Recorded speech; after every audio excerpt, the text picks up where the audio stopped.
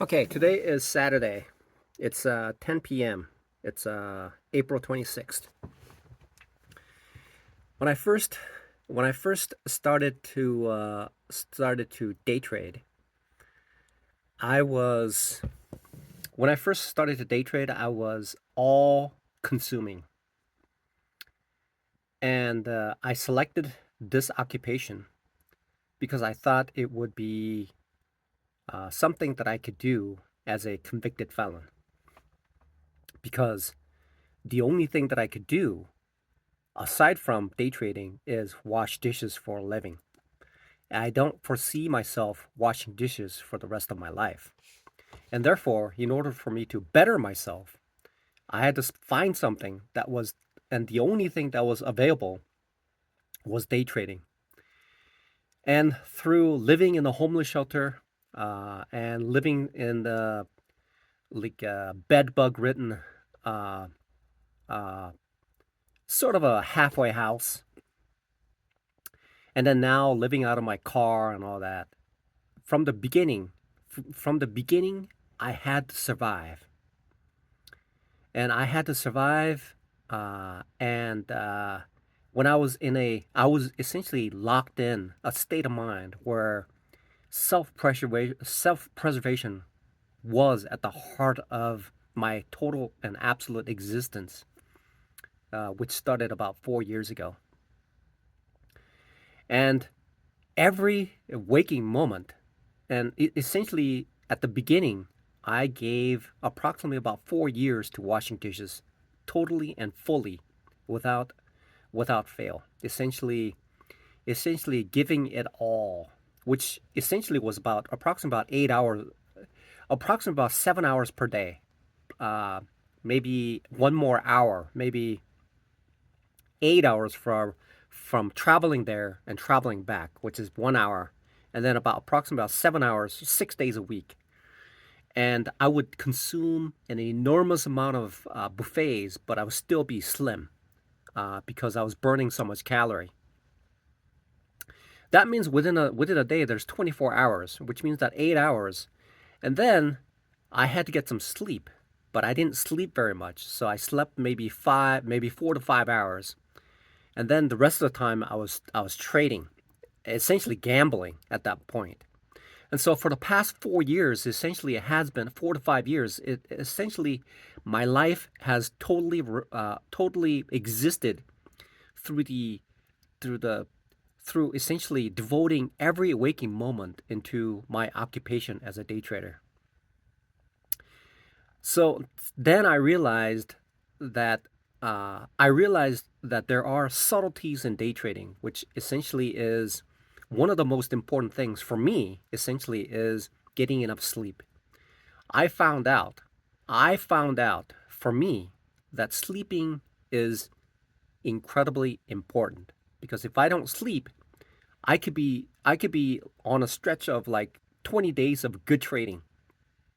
But on that one day when I don't have enough sleep, what I could do is I could just go berserk and within a matter of 10 to 20 minutes just lose everything.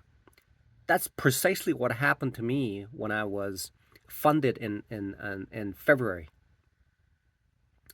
So now that I so what I did was I throttled down the amount of days that I work and the amount of uh, the work that I do, and essentially respect the fact that my body requires uh, rest in order for me to recover from the work that I do. And then also, uh, that frees up time for me to study outside of trading. Okay. And also, it also gives me some time to. That means that because I have less time to recover, I, I, I require less sleep as well as giving me more time. So essentially, what happened was by reducing the amount of dishwashing time that I did, I was able to increase the efficacy of day trading as well as reducing the amount of time that's required for me to recover. And therefore, it was a win-win kind of situation, despite the fact that the amount of money that I'm bringing in and this effort in order for me to survive has decreased, it actually made my trading better. It allows me to retain better, and the effects, the overall effects of retention is better, and the overall outcome is better. So if I can just describe what I had gone through initially, uh, it is something I remember. I remember what I did was I initially initially uh, I went to the airport in the middle of winter. This is after I started washing dishes here after coming from Orlando, Florida, and I had to find internet. And the only place that I can think about was going to the airport because I would go on interviews and I noticed that airports have free internet. And so I would take my computer and my backpack in the freezing weather while living in a homeless shelter. I would go to the airport and start trading. But what I found out is that the internet speed is very slow. And so I had to find some other avenue of get acquiring the internet. Then I decided, okay, I was at the library, the Boise State University library, so I would go there. But what turned out is that it was okay for a while, but I would fall asleep because I was so tired. And then the administration found out, and so they blocked people like myself going to the library to use their internet because it was fast. The internet was very fast, but I could no longer use that. Then I went to public library, but their libraries are restricted because of the holidays and the schedules that they have, and so there was an incredible amount of I just could not use that over there, even though the internet was fast enough for me to use, but it was restricted. The use of it was restricted. Then what I did was I found out that I could afford a an office. Okay, I could afford an office. So I was in downtown area, Office Evolution, and I was there for a while. It was fine for a while, because what I would do is I would go to the homeless shelter and get some sleep. But later on, I wanted to devote more time to day trading. So then what happens is that when I devote more time and I reduce the amount of sleep while maintaining the same amount of work, I would just fall asleep while day trading, and that caused they didn't like that. They didn't like that, so I had to leave. And so now that I'm in this place, thank God that I'm still here. Then I realized that so what I did was I reduced the amount of sleep. I reduced the amount of sleep and increased the amount of time because I'm isolated here because this is a brand new building for this area, and I reduced the amount of the dishwashing time. And what that allowed me to do was essentially think a little more critically, because in the past I was so focused on getting things done, but it was difficult for me to do because I didn't realize what kind of impact sleep has on making myself recoverable, and then it's distancing myself from the subconscious side, because the subconscious side was slowing my progress towards becoming a profitable trader, because I would essentially be essentially trading with a half a brain, essentially, because the other brain was sleeping. It's trying to catch up on sleep. And so it is so critical. It is so critical in the development phase is to allow myself uh, the ample amount of food, ample amount of rest, and ample amount of food, ample amount of rest. Okay, those are the two. So ample amount of rest, ample amount of sleep. Okay, and then ample amount of study. Okay, those are the things that are critical in getting. See, it seems so obvious right now, and it seems so obvious, but that's something that I had no idea about. I never realized how important that was. Even though I was living a life 4 years ago, 5 years ago, thinking that I was normal in what I'm doing, But in reality, when I was younger, I could probably get away with it because I'm young and I'm able to recover fast enough. But as I aged, I realized that it's more difficult. It's far more difficult, and there's wear and tear on the body. Just like I used to be able to go to yeah, I used to be able to go to the buffet and my stomach would just bulge out. But if I rested a little bit because I was young enough, I would be able to digest properly and then recover quickly.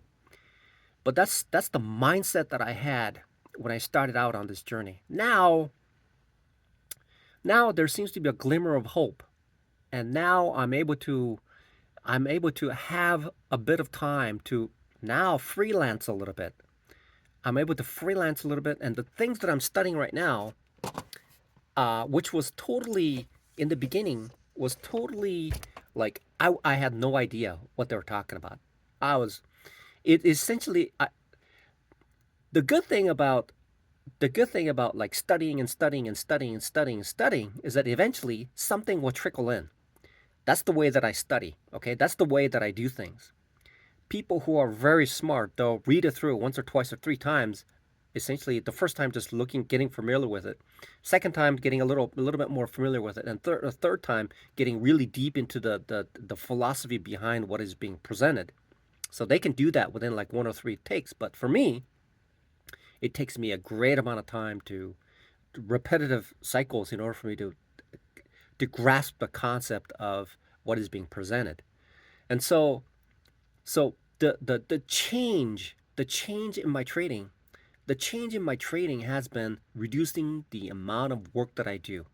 Okay, and then being conscious of the impact of the subconscious side rearing itself, even despite the fact that I be trading well, and then it only takes just one moment, 10 to 20 minutes, for me to just lose everything. Uh, I could be elevated up to 10%, but it only takes 10 to 20 minutes to unravel, to breach a certain rule, which is something called the consistency rule or daily loss limit. And those can be so easily achieved within 10 to 20 minutes when something goes chaotic, right? So it's just like watching these police chase scenes where something like a minor traffic infraction or something that could have been a citation ends up in like pit maneuver, right? So essentially the car's in the front and the police car is in the back, and then it causes the rear end of the fleeing vehicle to lose traction and then goes like over and over. So essentially that's what could happen. So now I am in the process of now I have freed myself. I have freed myself, although the money is not here yet, and I'm dirt poor. Okay, I'm dirt poor, uh, and the result is not here. But the the good thing is that I am more familiar with what's going on with the market, and eventually my idea is not to my idea essentially is to become profitable, uh, and then live my life, and then just record my progress towards the path that I've chosen. Uh, uh, and so that is the goal of this YouTube channel. Essentially, I'm not in the market to be teaching anybody, except for my kids. If somebody asks me how I study the material, blatantly say it. I'll blatantly say it. I've been studying Al Brooks. Okay, Al Brooks, right? His materials. I've been studying Al Brooks' materials, and the rest of it is uh, just, just trading experience. Okay, and an enormous amount of money and 350 plus platform challenges, essentially simulation. I'm doing forward testing to get to where I need to go. But what I want to just say, what I want to record is this: that when I first started, when I first started, when I first started on this path, there was nothing else that I could think about. There was nothing. There essentially nothing in this world that was that could have hindered the path that I've chosen. Okay, nothing. The only thought that I had was to make this work because it was like, let's say I was buried like 2 miles down underground. Okay, and there's only one passageway. I thought that was the only way. I was buried like 2 miles down in the earth, and the only exit was for me to go figure this out by day trading. That was the only way for me to figure this out. There was nothing. There was there was essentially my total and absolute existence. My total and absolute existence was to figure this thing out. Okay, that was it. And still to this day, that's how it works. Because because what's happening is because what's up? Obviously, I'm bored. I'm just waiting for tomorrow, so I'm just recording what's going on. So so essentially that was it. Uh that was the total and absolute existence of my life. That was it. There was there's nothing else. I couldn't do anything. There's nothing I can do. There's absolutely nothing I can do. And so now that my mind is freeing up a little bit, whereas before, uh, whereas before my mind was essentially just totally engrossed to figure this out because it was like searching. It was seeking something. It was seeking a solution that it did not exist. And I had to look here, look everywhere. I had to look at the solution for everywhere. And while at the same time, I was using Albrook's program as a backbone for me to study. And then just kept going and kept going. But now that I have become a little bit more familiar with what Al Brooks is teaching and how trading environment works, uh, now I've freed myself a little bit to look elsewhere. To essentially what I was doing is I was like my head was down and I was just totally focused and immersed into it.